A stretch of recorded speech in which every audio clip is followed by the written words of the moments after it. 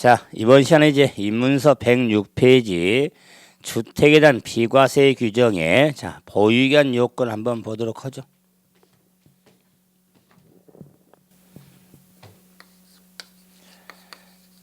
(1세대) 1주택이든 2주택 이상이든 간에 보유기간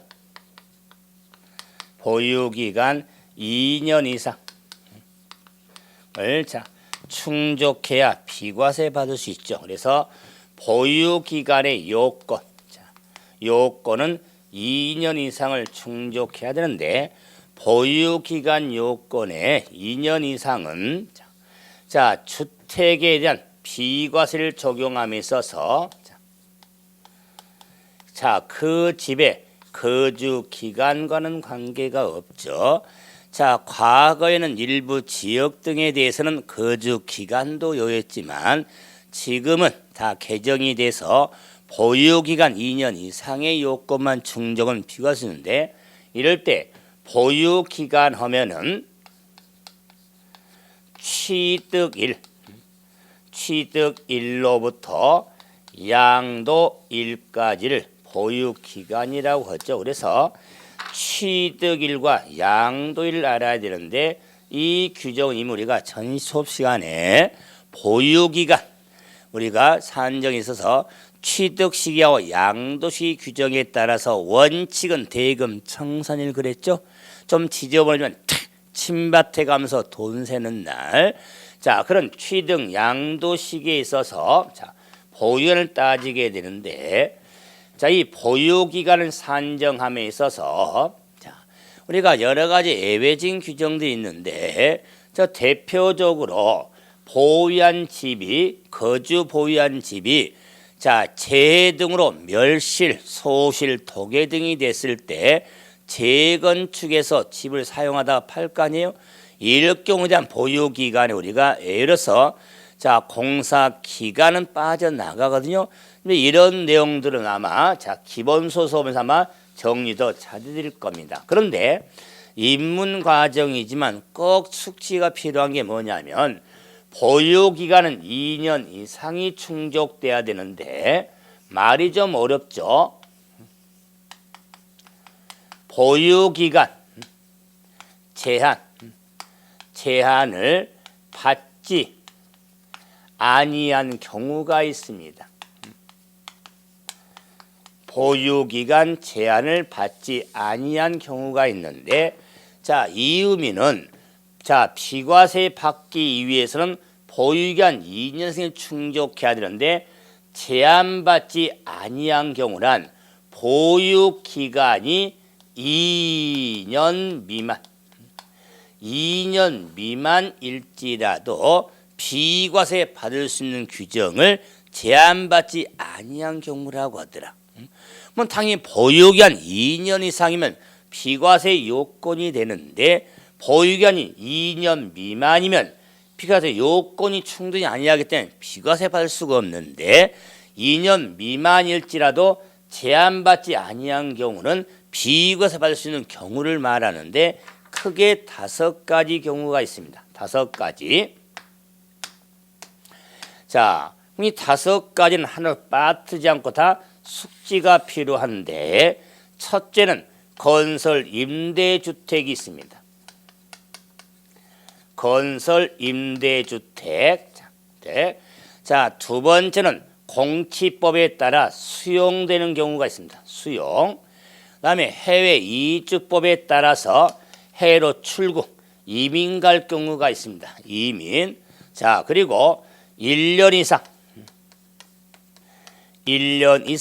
국외 거주를 필요로 하는 취약이나 근무상 형편으로 출국한 경우가 있습니다. 그다음에 5번째는 특히 좀 주의할 부분은 1년 이상 거주한 주택으로서 부득이한 사유로 양도할 경우가 있습니다. 부득이한 사유로 양도할 경우에 보유기간 제한받지 않습니다.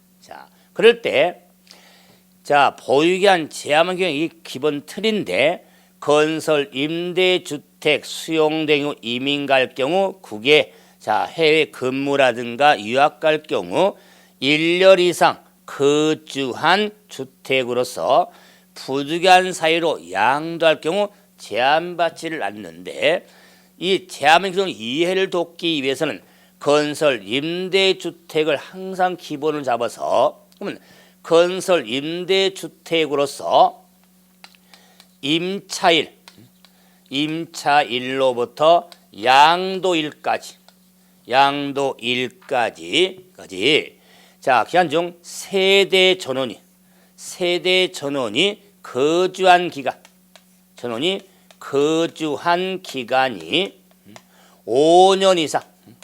5년 이상인 경우에는 보유기한 제한받지 않습니다.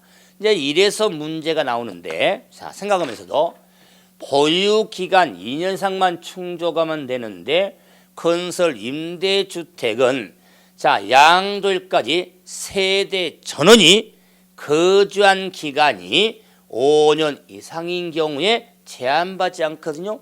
근데 오히려 거주 기간이 5년 이상이야. 아 이건 제한받지 않는 게 아니라 오히려 제한을 받는 거 아닙니까? 이런 생각할 수가 있는데 그래서 핵심을 놓치지 말자. 임차일로부터 양도일까지 세대 전원이 거주한 기간이 5년 이상을 따지는 겁니다. 그래서 자, 이 설명을 한번 자 이렇게 보세요. 자 갑돌이가 자 여유가 있는지 모르지만 참 여유가 없겠죠. 그러니까 자 친구 을은 뭐 분양으로 집을 사는데 이 갑은 여유가 좀 없는 모양이서 임대아파트 건설 임대주택을 임대아파트를 임차를 했습니다.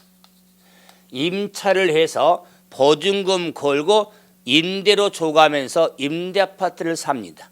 살고 있는데 이 건설 임대주 일반 건설 임대주택은 5년차 일반 분양이 돌아오는 겁니다.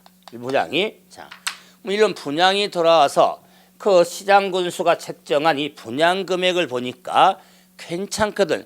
그 5년 동안 임대 아파트 살아보니까 아파트도 괜찮고 그 분양으로 사도 또 그걸 나중에 팔도 돈도 될 것 같기도 하고 그래서 또 분양금이 적정하니까 갑돌이가 5년차 분양 취득을 하더라 그 말이야. 취득을 그래서 이제 임대로 사는 기간 동안에 집은 건설회사 집이었는데 이제 분양취도 이제 갑의 집이 됐다 그 말. 그런데 이 갑이 분양받은 이 임대 아파트를 취득해서 양도할 수가 있죠. 팔 수가 있게 되면 내 집이니까 갑의 집이니까. 그럼 비과세 관련해 갑은 다른 주택이 없습니다. 기본적으로 요 임대 아파트 분양받은 집 한 채가 있었는데 그 집을 취득해서 양도 팔더라 그 말이야. 그럼 비과세 받으려면은 2년 이상을 충족해야 되잖아요. 그런데 봐보세요. 제가 여유가 있는 친구 을은 분양으로 취득해서 임대 아파트 임차할 때 친구 을은 분양 취득을 해서 집을 사서 바로 2년만 버티고 팔면은 비과세 받았는데 여유가 없다고 갑은 임대로 5년 살고 분양받아서 또 2년 있다가 팔아라면은 뭔가 형평이 안 맞잖아요. 아주 우리가 이런 말을 하죠. 없는 사람은 죽어라 하는 쪽이 되잖아요. 세금으로서 안 그래요? 그러기 때문에 뭔가 형평이 안 맞잖아요. 이걸 바탕을 두면 건설 임대주택에 있어서는 5년차 분양 취소 팔았을 때 보유기한 제한받지 않은 규정을 두면은 조금 형평을 좀 생각을 해주겠다 그 말이에요. 그 말은 요 임차일로부터 양도일까지 세대 전원이 거주한 기간이 5년 이상만 된다면 요 보유기간 2년 이상에 관계없이 비과세 받을 수가 있더라. 그러면은 5년차 분양 취득해서 다음 날 팔아도 비과세 받을 수가 있더라 그 말이야. 원래는 보유기간 2년 이상을 충족해야 되는데 제한받지를 않으니까. 그래 뭔가 과세 형평이 조금 맞아 떨어지는 겁니다. 그래서 건설 임대주택에 거주한 기간 5년 이상은 취득일부터 양도일까지 5년이 아니라 임차일로부터 양도일까지 기간 중 세대 전원이 거주한 일부 안 됩니다. 세대 전원이 거주한 기간이 5년 이상일 경우에 보유기한 제한받지 아니에 해당이 되어지는 겁니다. 자, 이걸 꼭 바탕을 두고 이해하면서 2년 미만일자로 제한을 받지 않는 규정의 좀 정리가 필요하다. 그러면 이제 수용될 경우도 그죠? 아니 공치법에 따라 수용되는 경우인데 아니 피수용자의 집이 각각 기간이 본인 다를 텐데 누구를 봐주는 받을 수 없잖아요. 그래서 수용된 경우는 보유기한 제한받지 않습니다. 비과세 받을 수 있다 그 말이에요. 자, 그리고 2차 해외 이주법에 따라서 세대 전원이 1년 이상 국외 거주를 필요해서 1년 이상 국외 거주 필요합니다. 장기 체류예요. 국외. 자, 1년 이상 국외 거주를 필요해서 유학을 간다거나 해외 근무로 갈 경우 비행기를 타죠. 출국한 경우에 보유기한 제한받지를 않습니다.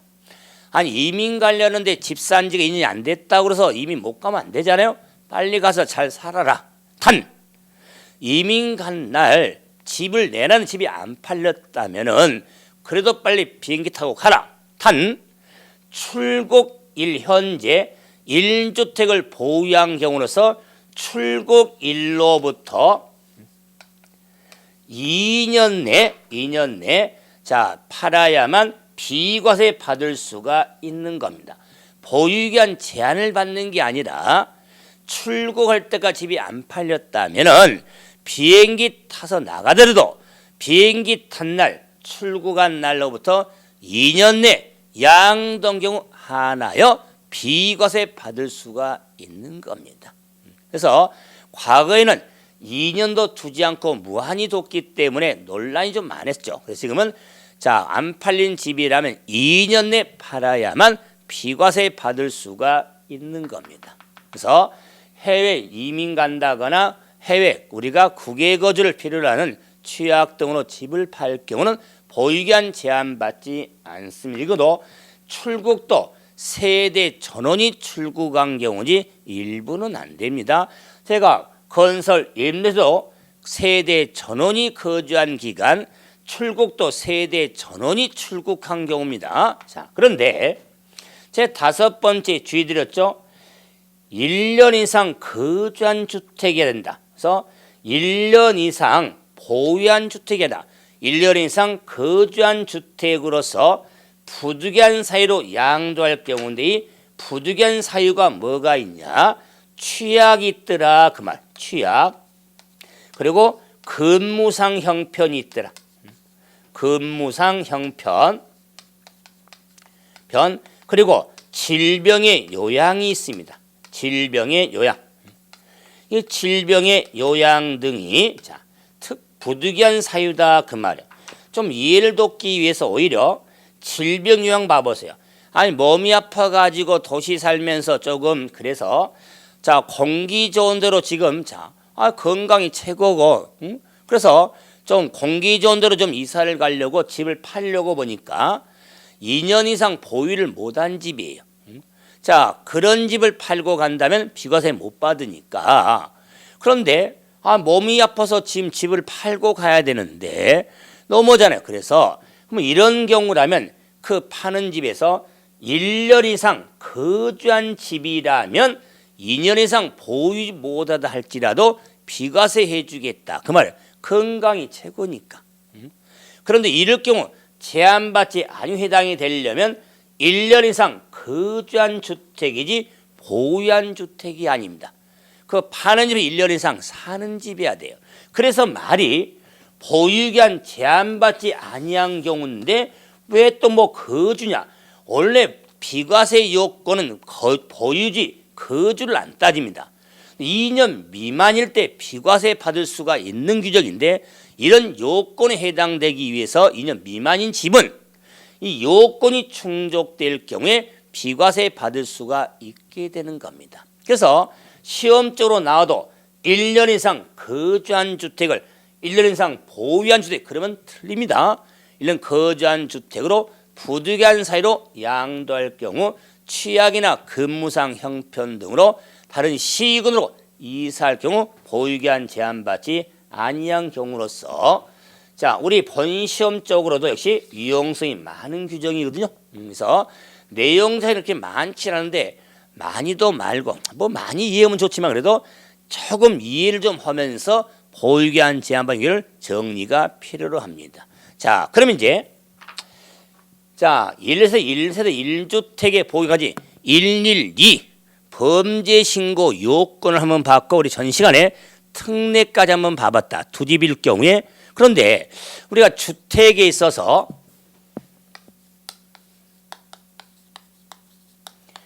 양도소득세에서는 겸용주택이 중요하죠. 자 주택으로 판정이 되면 비과세를 그렇지 않으면 비과세할 수 없는데 우리가 세법상에서는 겸용주택이라는 표현을 쓰는데 우리가 생활하면서 빨리 접하는 게 뭐냐면 상가주택, 상가와 주택이 복합되어 있는 건물이다 그 말이야. 상가주택. 그래서 세법상에서는 겸용주택이라고 하는데 양도세의 겸용주택의 판정은 다른 것 따지지 않고 면적 기준만 따집니다. 집에 자 건물의 면적 기준에 따라서 판정이 이루어집니다. 아주 단순하죠. 그래서 건물의 집의 가격을 따지는 게 아니라 면적 기준만 따진다는 거. 그 면적 기준을 따져서 주택의 연면적, 집의 주택의 연면적하고 주택 이외의 연면적, 그 말은 비주택이 되겠죠. 비주택의 연면적 이걸 따져서 주택의 연면적이 클 경우가 있습니다. 클 경우에는 전부 주택으로 봅니다. 전부 주택으로 본다. 전부 주택으로 보죠. 자, 그런데 주택의 연면적이 다른 용도 연면적보다 작거나 같을 경우가 있습니다. 자, 그래서 주택의 연면적이 작을 경우뿐 아니라 같을 경우에도 주택 외부는 주택으로 보지 않습니다. 그러면 주택 외부는 주택으로 보지 아니한다는 것은 다른 말로 말하면 주택 부분만 주택으로 보는 겁니다. 주택 부분만 주택으로 보겠다. 그래서 시험적으로 지문은 자 주택의 연면적이 작거나 같을 경우에는 주택 외 부분은 주택으로 보지 아니한다. 역으로 주택 부분만 주택으로 이렇게 표현할 수 있으니까 그 표현의 의미를 좀 알으셔야겠죠. 원래 우리 소득세법 규정에는 주택의 연면적이 작을 경우나 같을 경우는 주택 외부는 주택으로 보지 아니한다가 규정이 돼 있어요. 근데 지금 주택의 판정으로 역으로 반대로 이렇게 표현하고 있으니까 그 표현의 의미를 좀 정리 좀 하셔야 되는데, 근데 주택에 대한 비과세는 그에 딸린 토지에 대해서도 비과세가 적용되잖아요. 비과세. 그렇기 때문에 그 딸린 토지도 전부 집으로 보니까 자 그의 땅도 전부 집의 땅으로 봐서 비과세 받을 수가 있는 겁니다. 자 그리고 자 작을 경우나 같을 경우는 전부 집에는 주택 부분만 주택으로 보니까 자 지배 부분의 땅만 안분 계산해서 집의 땅만 집으로 보는 겁니다. 제가 이 표시는 지금 토지 부분이에요. 그런데 자 전부 집으로 보든 안분해서 집의 땅만 집으로 보든 5배, 10배를 절대 넘지 못한다. 이게 무슨 의미죠? 집에 대한 비과세 주택의 범위는 주거용 건물인데 딸린 토지를 함께 파니까 땅도 비과세해 주는데 철벽이 있다고 그랬죠. 도시적 안은 정착면이 5배, 밖은 10배 범위 내에서 비과세가 되니까 이 5배를 절대 넘지 못하는 겁니다. 자, 그래서 이런 겸용주택에 대해서 우리 26회 때 역시 기출이 됐지만 그 예시라든가 기출 내재 관련된 숫자를 중심으로 각각 판정하는 것들은 제가 기본 수업 볼 때 다 판정해서 안분도 해드릴 테니까 겸용주택의 판정의 틀 좀 확인을 하시면 됩니다. 자, 그래서 저는 기본 판정을 받고 이제 고가주택이 나옵니다.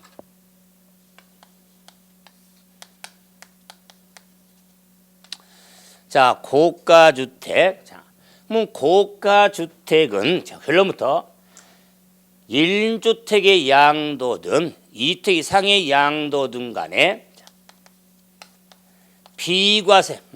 비과세 규정에서 제외된 주택이 고가주택이 됩니다.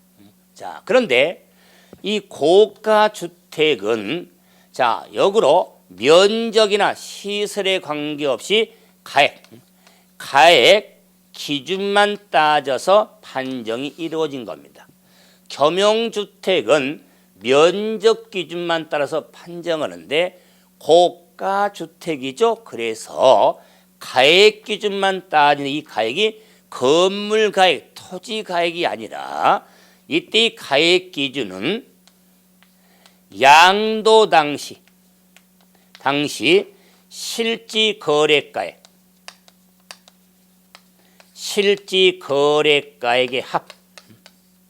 합이 9억 초과하는 것을 고가주택이라고 하는 겁니다. 그래서 9억 초과입니다. 초과에 양도 당시지 취득 당시 아니다. 양도 당시에 실지 거래가액의 합이지 기준시가 합이 아니다. 그래서 자, 양도 당시 실지 거래가액 합이 9억 초과 하나도 빠뜨려서는 안 됩니다.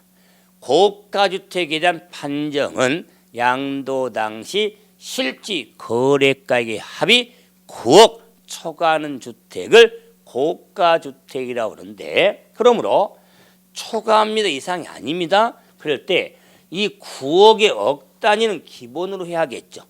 문제 9억을 좀 저는 기준금액인 9억을 기억하기 위해서 9억이죠. 그래서 고가주택은 9억 초과죠. 그래서 고가구라고 이야기합니다. 고가구. 고가구는 오래된 가구죠. 고가구.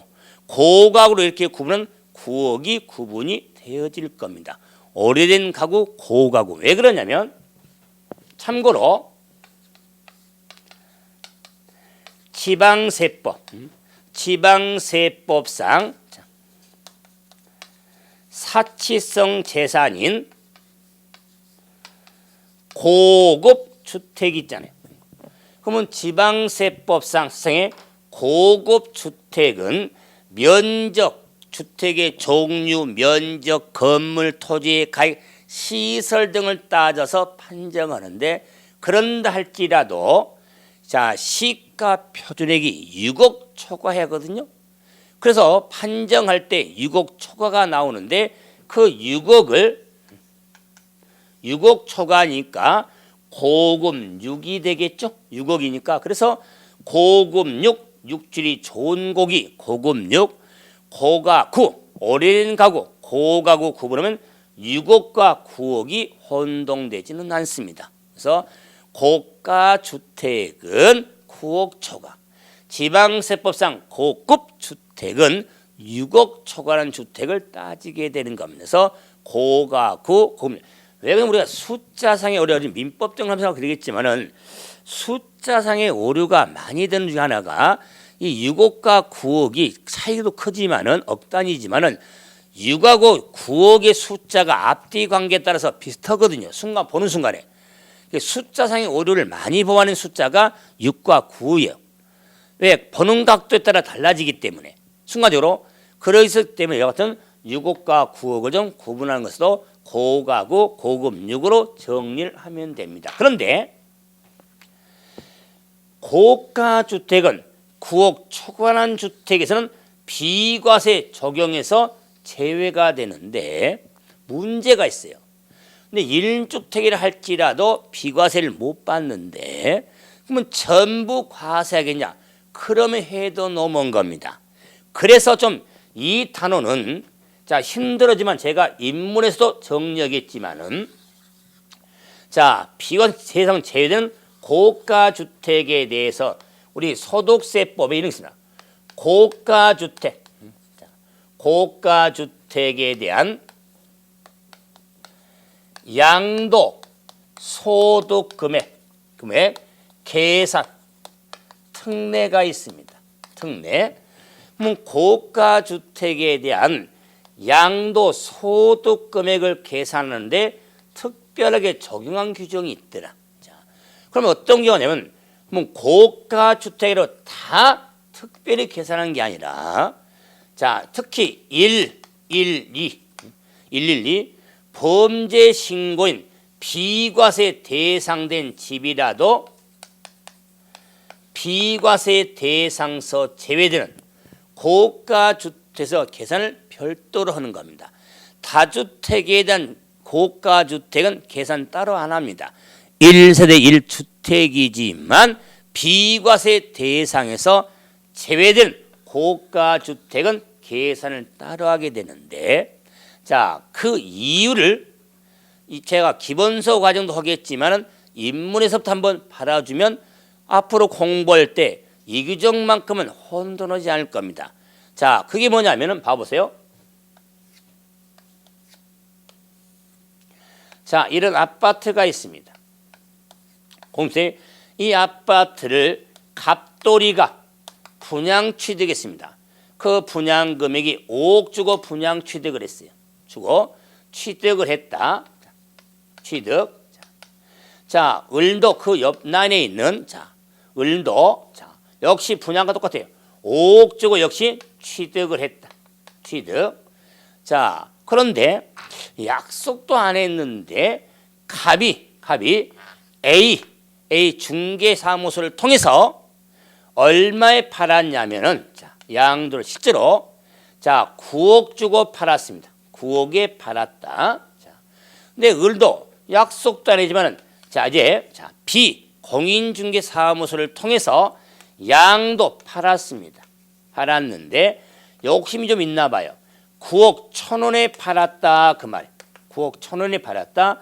갑은 9억에 팔고 을은 9억 1,000원에 팔았다. 자, 이럴 경우에 갑의 아파트가 112 충족됐고 을도 12가 충족이 됐다. 자, 그러면은 한 세대 요건의 보유 기간도 다 충족됐어. 그럼 가운데 요 1주택이 고가 주택만 아니라면 비과세 받을 수 있다 그 말이요.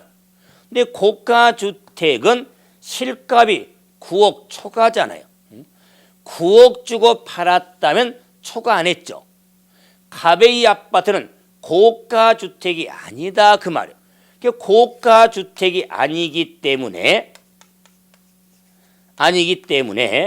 4억만큼 챙겼어도 양도세는 한 푼도 내지 않습니다. 비과세 받게 된다 그 말이에요. 4억 챙겼지만 양도세 한 푼도 안 내. 자, 그런데 자 을은 가운데요 1주택이 공유 아니면 되는데 9억 1,000원에 팔았죠. 9억 초과했죠. 9억 초과했으니까 을이 파는 집은 고가 주택에 해당이 되는 겁니다. 그래서 양도세 비과세 받을 수가 없다 그 말이에요. 갑은 고가주택이 아니기 때문에 비과세 적용을 받았고 자 을은 고가주택이 되기 때문에 비과세를 받을 수가 없다 그 말이에요. 과세가 된다 그 말이에요. 4억 1,000원 챙겼는데 4억 1,000원에서 과세를 하면 아마 을은 돌아버릴 겁니다. 아니 순간에 1,000원도 받아가지고 4억 상당의 양도 차익에 양도세를 내야 된다면 한번 생각해 보세요. 안 돌겠어요? 아니 9억 주고 팔았다면 양도세 한 푼도 안 내는데 4억, 자 9억 1,000원 받았다고 해서 1,000원짜리 한 장 더 받았다고 해서 4억 상당의 차익에 양도세를 때려버리면, 부과해버리면 안 돌겠습니까? 뭔가 이상하잖아요. 그렇죠? 그러면 을에게도 을이 돌아버리니까 돌지 마라. 을한테도 그럼 좋다. 너 을에게는 9억까지는 비과세고 9억 초과 상당에 대해서만 과세를 하면 갑하고 형평이 똑같겠다 그 말이요. 그래서 을에게 9억 초과 상당이 1,000원 상당만 과세하기 위해서 소득금액 과정서 계산을 따로 해주겠다 그 말. 처음부터 차익을 줄이라고 할 수는 없으니까 파는 금액 어떻게 법원에서 줄일 수 있어요. 그렇기 때문에 양도소득 계산 과정에 소득금액 계산 과정에서 따로 취급하겠다 그 말이에요. 그러면은 이 양도소득금 계산 특례가 나오게 된 그 바탕을 좀 이해하자. 그러니까 앞으로 제가 기본소득 때도 고가의 계산 특례가 나오면 9억 주고 파는 갑이냐 9억 1,000원에 파는 을이냐 갑과 을의 관계를 바탕을 두면서 이해를 하시면서 그래야 계산 특례를 쉽게 할 수가 있는 겁니다. 자, 그래서 9억 주고 파는 갑이냐 9억 1,000원에 파는 을이냐 관계였죠.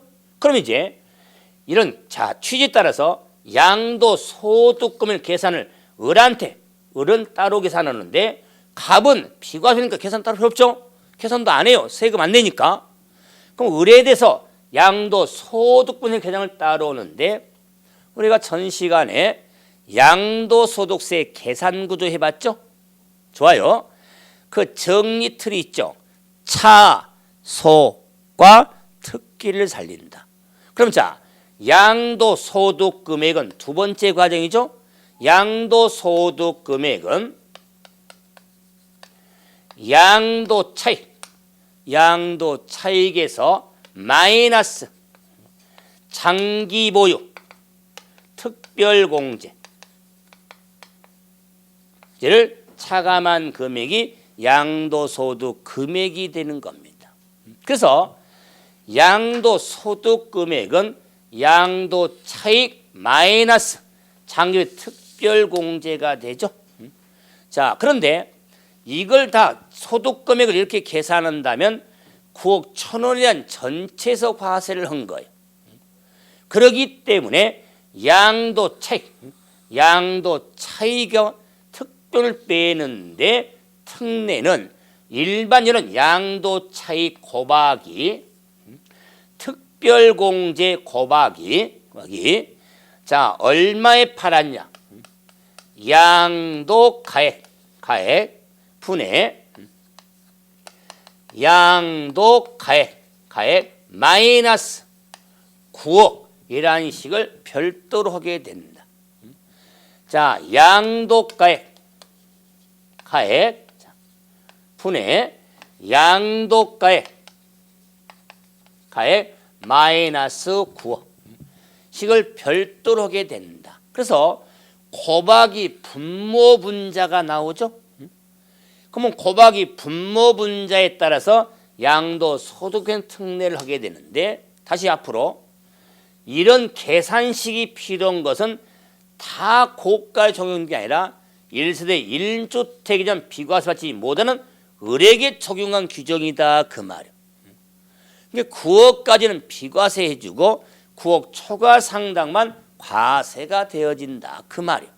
그래서 소득금액 과정서 양수 계산의 특례가 이루어지는 겁니다. 그러면서도 이 특별공제는 공제일도 좀 달리 하는데 이런 것도 좀 앞으로 확인할 텐데 입문서에 봐보시면 자 A하고 B가 나오죠. A하고 B가 나오는데 그럼 A는 12억 원에 팔았는데 8억 원이 필요이고 차익이 4억이다. 근데 고가 주택이란 양도 차익 계산을 한번 해봐라 그랬습니다. 그리고 B는 10억에 6억이 필요이고 4억이 차익인데, 네, 자 이럴 경우에 자 4억에 대해서 양도 차익을 한번 계산을 A, B 두 경우가 나와 있죠. 그러면은 자 지금 A는 A나 B나 10억에 팔고 10억에 팔았으니까 고가 주택이 됩니다. 그죠? 근데 고가 주택이 다 되는데 이 경우 1주택으로서 비과세 받지를 못하는 고가 주택이었다면 계산을 따로 하죠. 지금 양도 차익 과정만 나왔으니까 자, 이 경우에 자 A하고 B 경우만 구분해 봤죠. 그럼 A 경우에 양도 차익이 얼마냐? 그럼 양도 차익은 양도가액이 얼마냐? 실제로 A는 10억에 팔았죠. 12억이죠. 그러면 12억 마이너스 필요경비가 8억이다. 자, 이 금액이 양도 차익이다 그 말이야. 그러면 4억에 대해서 다 과세가 돼야 됩니다. 자, 그런데 이렇게 다 과세를 하면 원래 비과세를 받아야 되는데 비과세 받지를 못하기 때문에 이러면 돌아버리니까 1주택에는 전제요. 이럴 경우에 양도 차익 계산을 할 때 곱하기 12억에 팔았다 그 말. 12억 분의 12억 마이너스 9억이라는 식을 따로 하게 된다. 그래서 4억에 12분의 3이 되죠. 4분의 1이니까 과세는 양도 차익이 1억 원이 되는 겁니다. 자, 그런데 B의 경우는 10억에 팔았죠. 10억에 팔았는데 6억이 필요경비예요. 6억이 필요경비인데 양도 역시 마침 차억의 차익이 생겼지만 10억의 역시 고가주택이에요. 이런 경우에 계산을 좀 따로 한다. 자, 12억 분의 12억 마이너스 9억이다. 그 말이에요. 9억. 자, 이러면은 양도 차익에 있어서 정리를 하게 되는데 그러면 4억에 대해서 12억 분의 역시 3억에서 4분의 1이 되니까 자 역시 1억 원이 된다. 그 말이에요. 그런데 교재에는 자 4억에 10억에 괜찮아요. 잘못했죠. 자 잠깐만요. 10억에 팔았죠. 자 그래서 양도가액 10억에 팔았죠. 10억 분의 10억 마이너스 9억 양도가액 10억에 팔았죠. 10억 분의 10억 마이너스 9억이 되기 때문에 자 4억에 10분의 1이죠. 그래서 4천만 원이 양도 차익이 되는 겁니다.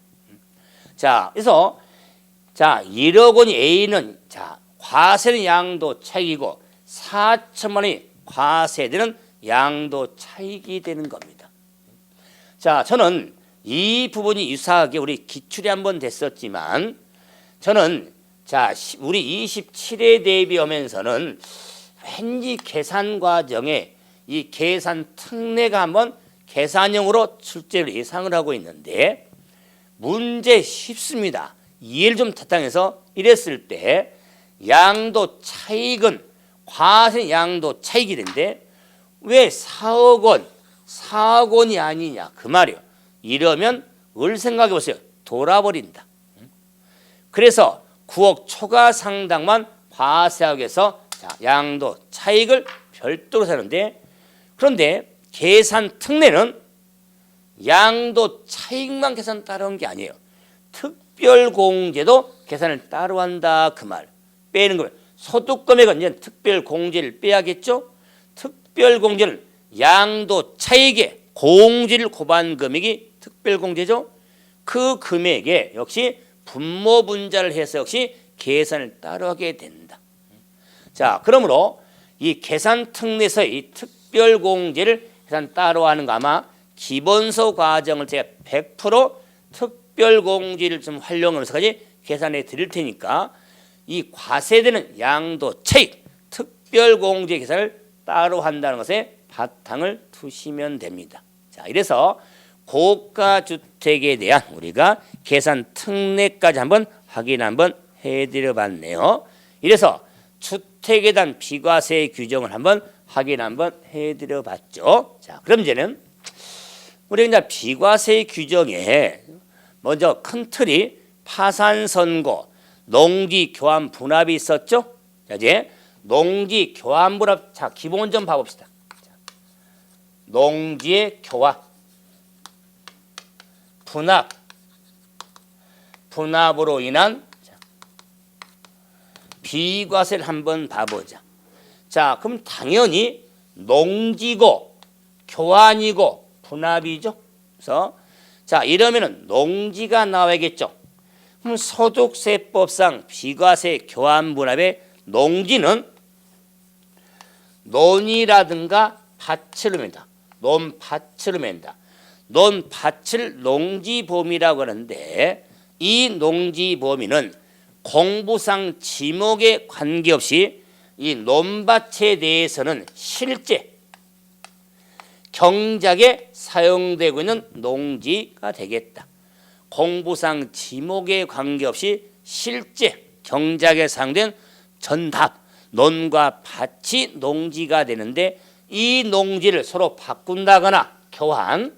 자, 분합이라고 하는 것은 분할, 합병, 분할과 합병을 줄여서 분합이는 쪼갠다거나 합친다거나 분할 합병을 자 우리가 줄여서 분합이라고 합니다. 이런 용어가 아무것도 아닌데 괜히 분합어니까 왠지 어렵겠는데 분할 또는 합병을 의미한 겁니다. 쪼갠다거나 합친다거나 그걸 분합이라고 하는데 교환이나 분합에 따른 비과세 규정, 그럼 비과세 규정에 교환 분합에 요건이 필요하더라 그 말. 요건. 자, 그 요건이 충족되니 그 말은 비과세는 요건이 필요하잖아요. 그 요건이 충족돼. 그러면 교환 분합의 농지의 교환 분합의 요건은 그는 가액 기준이 필요하다. 가액 기준이 필요하다. 기준이 이 가액 기준은 쌍방 토지, 쌍방 토지가액의 차액하고 가액이 큰 편의 가액, 큰 편의 가액의 4분의 1 이하야 비과세 요건에 해당이 되어지는 겁니다. 자, 지금 암결하지 마시고 또 기준이 있지만은 쌍방 토지가의 차익이 가액이 큰 편의 가액의 4분의 1 이하일 때 비과세 요건에 해당이 됩니다. 이런 요건이 필요한 게 뭐냐면 쌍방 간에 합당한 교환에 의해서 비과세를 해주겠다 그 말이에요. 합당한 교환을 따지기 위해서 쌍방 토지가의 차익이 가액이 큰 편의 가액의 4분의 1을 따지게 된다. 그래서 4분의 1은 앞으로 기억을 할 때 자 4죠. 그래서 교환 분합은 4자죠. 그래서 4자니까 4분의 1. 이래야 나중에 구분할 게 있습니다. 4분의 1 이하. 그런데 이런 교환 분합의 가액이 충족이 되면 비과세인 게 아니에요. 이 자 가액 기준에 경작상 필요, 경작상 특히 필요에 의하여 교환할 경우에 비과세 받을 수가 있는 겁니다. 자, 이런 비과세 농지 교환 요건이 충족이 되면서 경작상 필요해서 교환할 경우에 비과세 받는데 경작상 필요입니다. 그래서 이 위에 있는 요건의 가액 기준과 경작상의 요건이 플러스 충족이 될 때 비과세 받을 수가 있는데 특히 경작상 필요해서 교환할 경우는 사후 관리가 필요합니다. 사후 관리. 그러면 교환에 의한 취득 농지를 경작상 필요해서 바꿔왔으니까 그에 따라서 자, 그 후에 좀 보겠다 그 말이야. 이게 사후 관리라고 하는데 이 사후 관리는 농지 소재지. 그래서 자, 농지 소재지에서 3년 이상 자, 경작한 경우 한해서 비과세 받을 수가 있는 겁니다. 농지 소재지에서 3년 이상 경작한 경우 한하여 비과세 받을 수가 있더라. 이런 걸 사후관리라고 하는 겁니다. 자, 그러면 더 줄이면 뭐냐면 3년 이상 농지 소재지에서 경작한 경우를 줄여서 제촌자경이라고 합니다. 제촌자경. 3년 제촌자경이야 비과세 받을 수가 있는데 그럼 당연히 농지 소재지를 알아야겠죠. 그래서 자, 역시 뭐 기본 수업을 또 정리 잘하지만은 농지 소재지도 2015년도도 개정된 게 있으니까 한번 확인할 겸해서 그럼 농지 소재지는요 반드시 포도송이 세 덩어리, 세 송이. 자, 이 세 송이를 생각을 하셔야 돼요. 그러면 농지 소재지라고 하는 경우는 자, 이 표시가 논 표시죠. 논. 자, 답. 논이죠. 예전에 우리는 학창 시절 때 이렇게 지리, 사회지리 같은 공부하면서는 이렇게 이게 뭐냐? 자, 표가 지금 올라가서 이런 표시가 논 표시예요. 논. 기억하세요? 그럼 이 논이 해당 농지가 있는 시군구에서 농사 짓고 있으면 농지 소재지로 보는 건 당연하겠죠. 아니 바로 집 옆에 지금 농지가 있어서 농사 짓는다 그 말이에요. 농지 소재지죠. 당연히. 그런데 해당 농지하고 연접하고는 붙어있죠. 연접하고는 시군구에서 농사 짓고 있어도 농지 소재지로 보겠다 그 말. 우리가 법에 딱 농사를 짓는데 그 농지 옆에서 살면서 그런 법이 있습니까? 아니 다른 지역에 살면서도 그 농지에서 다른 농지를 지역에 있는 농지를 사서 질 수 있죠. 그렇기 때문에 지금 사후관리 비과세에 대한 농지 소재지를 따질 때 해당 농지가 있는 시군구뿐만 아니라 연접하고 있는 시군구도 농지 소재지를 보겠다. 그런데 연접 안 하고 있어. 연접 안 하고 있는데 해당 농지로부터 직선거리가 30km 이내에 시군에서 농사 짓고 있을 때도 농지 소재지로 보겠다. 이 30km가 2015년도 개정된 내용이다. 그래서 농지 소재지 범위를 따질 때 직선거리 30km. 제가 직선이에요? 곡선 아니에요? 직선거리가 30km 이내 시군에서 농사 짓고 있을 때는 농지 소재지로 보는 겁니다. 자, 그렇기 때문에 이런 농지 소재지에서 농사인데 그것도 3년 이상 교환에 의한 취득한 농지에서 제촌장에 비과세 받을 수가 있는데 아무리 이렇게 비과세 농지가 있다 할지라도 비과세 농지에서 제외된 농지가 있거든요. 저는 이렇게 하는 데는 봐줄 만큼 봐준 농지라고 하는데 특히 특광시의 주상공으로 편입된 날부터 3년이 지난 농지 등은 비과세 농지범에서 제외된 농지가 되거든요. 이런 거 제가 말로 해드렸으니까 이런 것도 앞으로 정리가 필요하지만 농지 교환 분할에 따른 비과세 규정에 요건이 있거나 요건이 가액 기준 쌍방 토지가액 차익이 가액이 큰 편하게 4분의 1 이하라는 요건에 경작상 필요에 의한 교환의 경우 요건이 충족이면 비과세 받을 수 있는 요건이 있다는 걸 한번 봐주시고 이제 파산 선고가 나오는데 파산 선고는 개인이 파산법으로 손들어놨죠. 발생한 소득은 비과세 소득에 해당이 되어지는 거면서 비과세 양도소득의 주택과 농지 교환 분할 받고 파산 선고에 따른 그건 한번 확인 한번 해드려 봤죠. 까지 정리하고 이제 다음 시간에 마지막으로 자 감면 자 적용 배제는 미등기라든가 또는 신고납부 이런 거 가지고 뵙도록 하죠. 자 마치겠습니다.